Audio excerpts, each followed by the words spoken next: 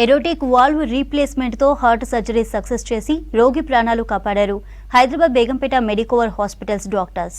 బీహార్కు చెందిన 59 ఏళ్ల Om Prakash Prasad gradient aortic stenosis సమస్యతో బాధపడుతున్నాడు.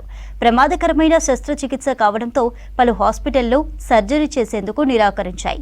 ఎరోటిక్ వాల్వ్ రీప్లేస్మెంట్తో సర్జరీని సక్సెస్ చేశారు సిటీవీఎస్ డాక్టర్ సుధీర్. సర్జరీ టైంలో గుండె సాగిపోవడం, మమోకార్డియం తక్కువగా పనిచేసినట్లు డాక్టర్లు చెప్పారు. CTVS surgeon doctor Sudhir, cardiologist doctor సాకేత్తో పాటు centre head doctor Raj Kumar పాల్గొన్నారు.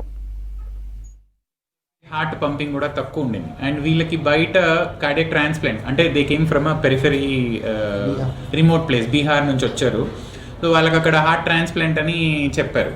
సో మనం ఇక్కడికి వచ్చాక ఎవాల్యుయేట్ చేస్తే హార్ట్ పంపింగ్ అన్నది literally it is only 25-30%. Normal heart pumping అన్నది 60% ఉండాలి.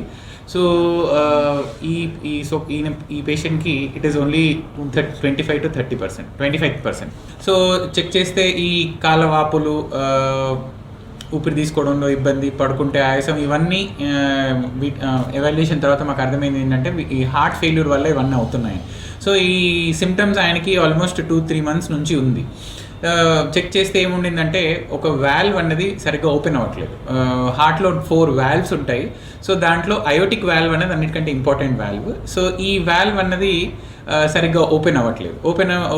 ఓపెన్ అవ్వకపోవడం చేత నార్మల్లీ హార్ట్ పంపింగ్ అన్నది 60 ఉండాల్సింది కాస్త 30 అయింది. There is lot of pressure on the heart and దానివల్ల లంగ్స్లో ఫ్లూయిడ్ నిండి వాటర్ చేరి recurrent episodes of heart failure ఇవి వస్తున్నాయి. హార్ట్ ఫెయిల్యూర్ సింప్టమ్స్ ఫ్రీక్వెంట్గా వస్తున్నాయి.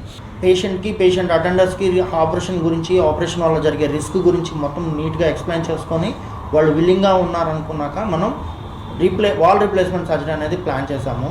యూజువల్గా ఏంటంటే హార్ట్ లోపల 4 వాల్వ్స్ ఉంటాయి. అందులో అయోటిక్ వాల్వ్ అనేది ఇంపార్టెంట్ వాల్వ్. అది గుండె నుంచి బయటకు వెళ్ళే రక్తనాళం మధ్యలో ఉంటుంది ఈ వాల్వ్ మూసుకుపోయింది. ఈ వాల్వ్ మూసుకుపోవటం వల్ల ఏమైందంటే గుండె సాగిపోయింది. ఈ పేషెంట్కి ఆ మూసుకుపోయిన వాల్వ్కి అగెనెస్ట్గా గుండె పంపింగ్ చేస్తూ మూసుకుపోయి అది ఫెయిల్ అయిపోయింది. హార్ట్ అనేది పంప్ చేయలేకపోతాం.